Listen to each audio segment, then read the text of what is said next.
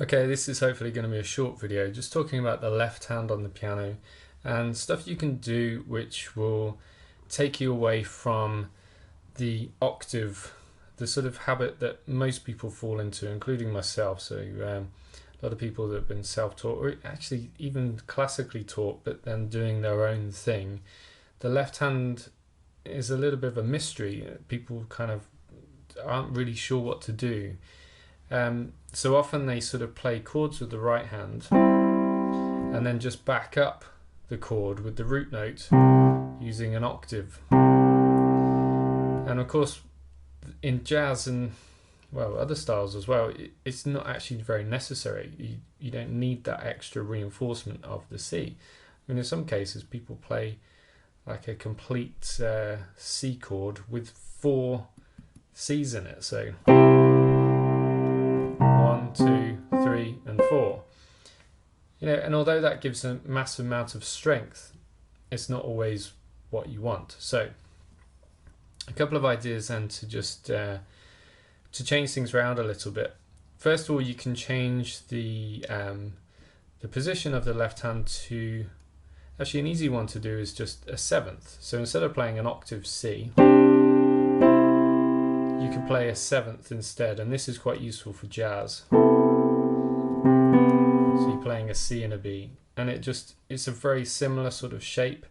You've got a similar sort of handspan position there, but just drawing the thumb down in order to play a 7th.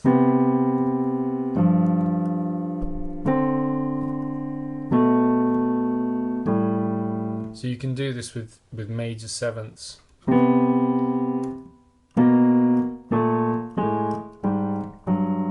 Or with minor 7ths.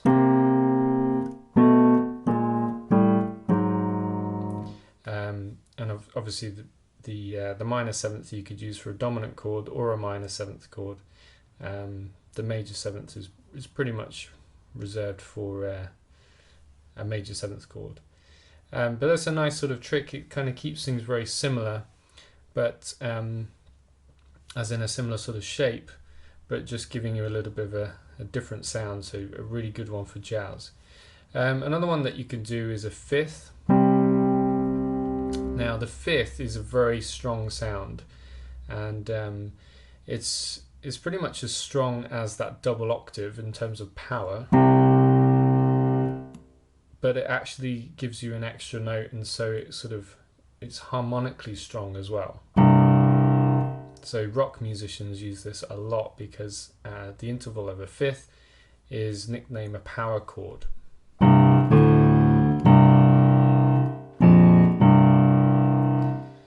So we can deal with 5ths, and that's great for rock music, and of course pop music as well can have that strength to it. But actually in jazz you can use it in a similar sort of way. So if we play the 5th, I'm going to be doing a D minor chord here. So this is quite a cool way of playing a minor chord, because in the right hand you've got these 4ths. So that would be what would that be? The 11th, you've got the 7th, and you've got the 3rd on top. But then you've also got the roots down here and the 5th. So you get a big chord being sort of spread out. You get that sort of sound. Anyway, 5ths are quite good in jazz in that you can build other notes on top of it, and you can, if you stack them up on 4ths, it can be a really nice sort of trick.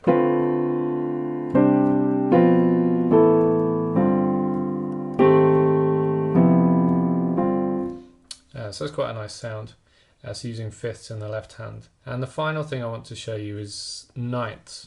So these I use a lot for Latin music. So instead of playing just your usual root to 5th bossa thing, which I think I've done a video on, let's do this in, I don't know, E minor.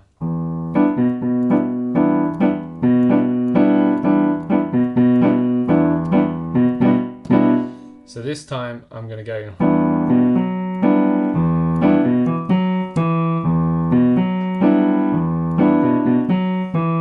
So you get this lovely 9th idea. So I'm going from root, 5th, and then rather than the octave, up to the ninth.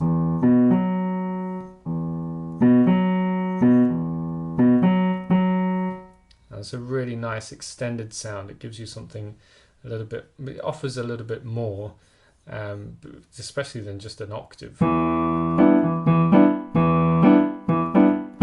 Or the octave and the root note and the fifth.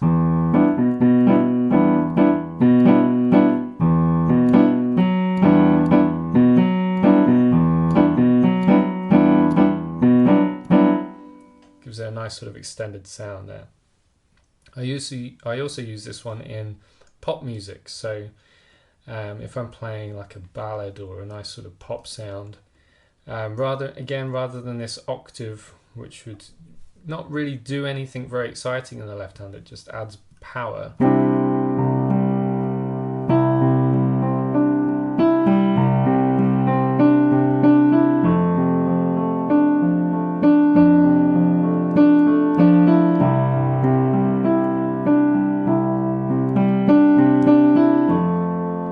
So the left hand isn't very interesting there.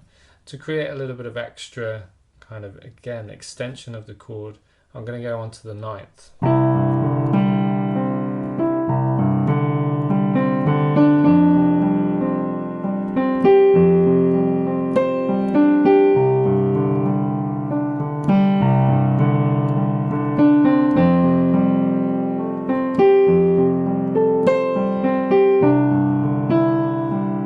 So my left hand is doing root, fifth, ninth.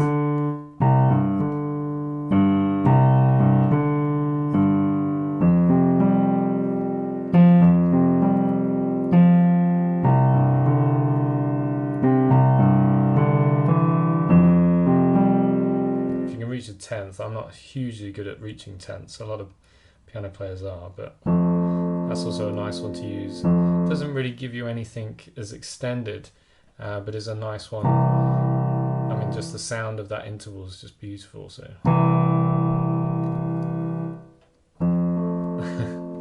it's a real stretch. I find that one tricky, but a ninth is doable for most people.